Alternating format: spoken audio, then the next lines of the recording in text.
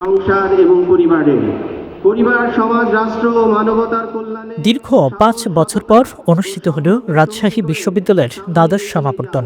বুধবার বিশ্ববিদ্যালয়ের কেন্দ্রীয় স্টেডিয়ামে এই সমাবর্তন অনুষ্ঠিত হয়। সমাবর্তনকে ঘিরে সকাল থেকে বিশ্ববিদ্যালয় জুড়ে উৎসবমুখর পরিবেশ বিরাজ করছিল।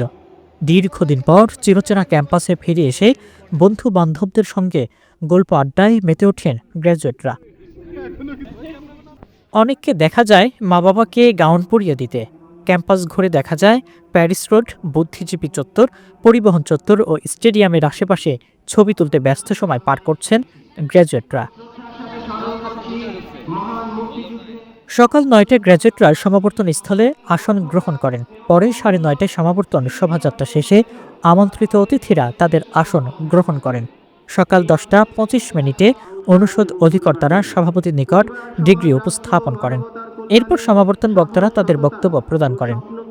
দুপুর 12টায় সভাপতির সমাপনী বক্তব্যের মাধ্যমে সমাবর্তন অনুষ্ঠানের সমাপ্তি ঘোষণা করা হয়। সমাবর্তনে উপাচার্য অধ্যাপক ডক্টর সালেহ হাসান নকিব বলেন, দেশ বর্তমানে একটি গুরুত্বপূর্ণ সন্ধিক্ষণে দাঁড়িয়ে আছে। ২০২৪ সালের জুলাই গণ অভ্যুত্থান বাংলাদেশের সব ক্ষেত্রে নতুন ও অর্থবহ অগ্রগতির সুযোগ তৈরি করেছে। রাজশাহী বিশ্ববিদ্যালয় সেই লক্ষ্যেই শিক্ষার্থীদের গড়ে তুলছে। ন্যায়ের পক্ষে আপনাদের কণ্ঠস্বর হোক সোচ্চার, আপনাদের সততা হোক সর্বক্ষেত্রে সম্মানিত। এই দেশ আপনাদের দিকেই তাকিয়ে আছে, আপনাদের সৃজনশীলতা, আপনাদের জ্ঞান, শৃঙ্খলা এবং দায়িত্ববোধের দিকে।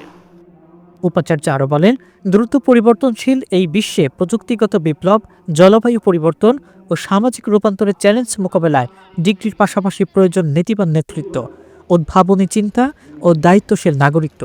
এর জন্য তিনি স্নাতকদের সাহসী, উচ্চাকাঙ্ক্ষী ও কর্মে আন্তরিক হওয়ার আহ্বানও জানান।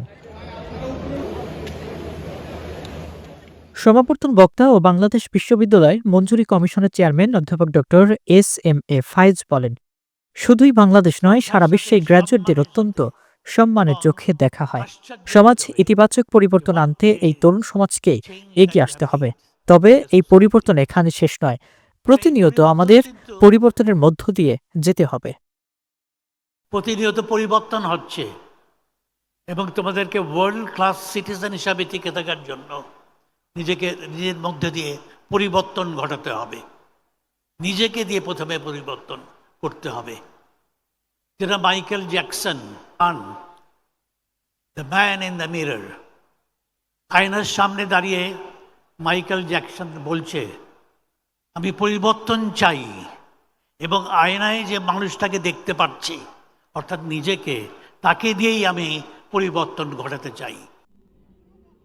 সমাবর্তনের সভাপতি ও অন্তর্বর্তীকালীন সরকারের শিক্ষা উপদেষ্টা অধ্যাপক ডক্টর চৌধুরী রফিকুল ইসলাম আবরার বলেন, শিক্ষকদের ভূমিকা নিয়ে চিন্তা করলেই শুরুতেই আমাদের সামনে ভেসে ওঠে অধ্যাপক ডক্টর শামসুজ্জোহা স্যারের আত্মবলিদানের কথা। তার ত্যাগ আমাদের স্মরণ করিয়ে দেয় শিক্ষার প্রকৃত নিরপেক্ষতা ও দায়বদ্ধতার নাম। জ্ঞান দায়িত্বের সৃষ্টি করে, আর যখন সমাজ অন্যের মুখোমুখি হয় তখন শিক্ষিত মানুষের নীরবতা আপোষেরই সামিল। যে তারা এই ধরনের একটা বড় কর্ম কিছুটা দৃঢ়তার সাথে বলবে, আমি এই পেশায় যাব। এই আলোচনা অত্যন্ত স্বাভাবিক, যৌক্তিক। এটা ঠিক যে বাংলাদেশে দক্ষ গ্র্যাজুয়েটের প্রয়োজন, অর্থনীতিবিদ, উদ্যোক্তা সবই প্রয়োজন, যারা উন্নয়ন এবং সমৃদ্ধির জন্য অবদান রাখতে সক্ষম।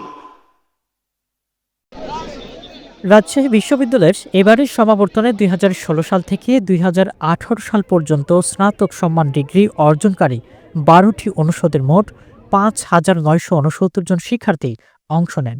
এর মধ্যে ৭৯ জনকে পিএইচডি ডিগ্রি এবং ১১ জনকে এমফিল এবং ৭৪০ জনকে এমবিবিএস ডিগ্রি প্রদান করা হয়।